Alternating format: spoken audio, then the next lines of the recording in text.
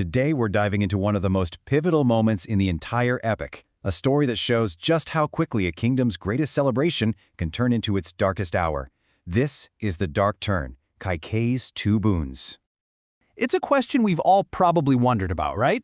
How can a moment of pure joy just shatter? Well, we're about to see exactly how it happens when one of the greatest celebrations in history gets poisoned from the inside out. So let's set the scene. Our story kicks off at a moment of just absolute pure happiness. The whole kingdom of Ayodhya is in the middle of a massive celebration for a return they've been waiting for what feels like forever. Just try to picture it. Rama, Sita, and the brothers are finally home. We're talking cheering villages, sages giving blessings. It's a true hero's welcome. The entire kingdom is just united in this one overwhelming feeling of joy. And right at the heart of it all is King Dasharatha himself. This quote, "Wow, my son, my daughter, my heart is full." You can just feel the emotion in those words, can't you? The relief, the pride, the pure love of a father who has his children back. At this moment, everything is absolutely perfect. And just when you think things can't possibly get any better, this happens. A huge, historic announcement is made. Prince Rama, their beloved hero, is going to be the next king. The celebration just hits a fever pitch. I mean, this is the moment everyone has been dreaming of. But you knew there was a but, right? Underneath all that cheering and celebration, our story is about to take a really dark turn. A single poisonous whisper is about to plant the seeds of doubt that will ruin everything. Okay, so this is where it gets interesting. While the entire city is celebrating outside, inside the palace walls, something sinister is taking root. A kind of darkness is just quietly growing, completely hidden from all the happy crowds. And here she is. This is the source of that darkness, a maid, Manthara, whispering absolute poison into Queen Kaikeyi's ear. And her words, it's a masterclass in manipulation. If Rama becomes king, your son Bharata will live in his shadow forever. She is hitting every single one of a mother's deepest fears. This really captures the war going on inside Kaikeyi's mind. On one side, you have her genuine love for Rama, and make no mistake, she adored him. But on the other, there's this new, all-consuming fear for her own son Bharata that Manthara planted. That love is literally being twisted into fear, and that fear is starting to harden into a cold, dark resolve.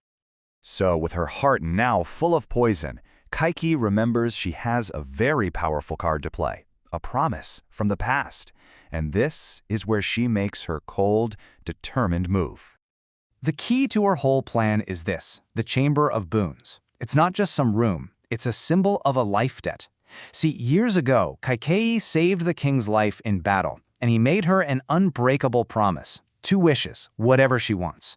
It's like a loaded gun that's been sitting on the table for years, and she's finally about to pick it up.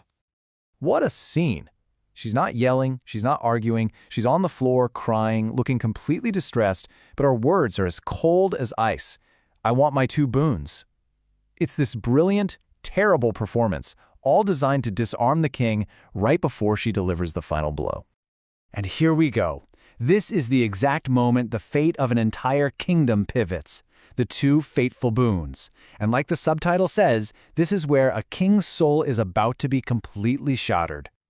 So, after all this scheming, after all this manipulation, what were her demands? What could possibly be worth tearing a family and a kingdom apart?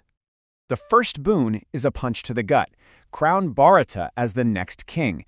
It's a direct betrayal of the public announcement, it undermines the king, and it puts her own son on the throne. This is a cold, calculated power grab. But the second demand?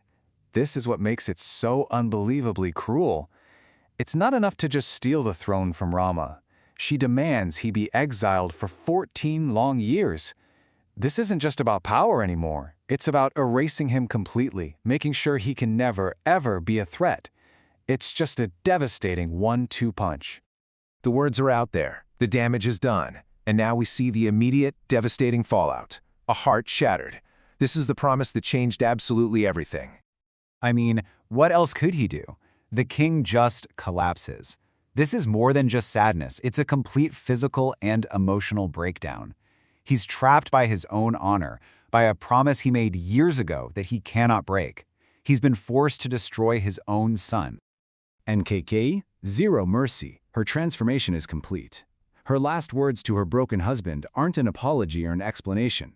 They're a simple, brutal command: fulfill your promise. The trap has been sprung, and there is no way out. And just like that, with those 3 words, the joyous celebration becomes a distant, painful memory. The future of Ayodhya, its king, its princess, it's all been changed forever by this one moment of jealousy and fear. So that's the story of the 2 boons, a promise that started as a gift of gratitude and ended up becoming a weapon of mass destruction. And it leaves us with a really heavy question, one that this story just forces you to ask: what is the true cost of a promise? Thanks for joining me.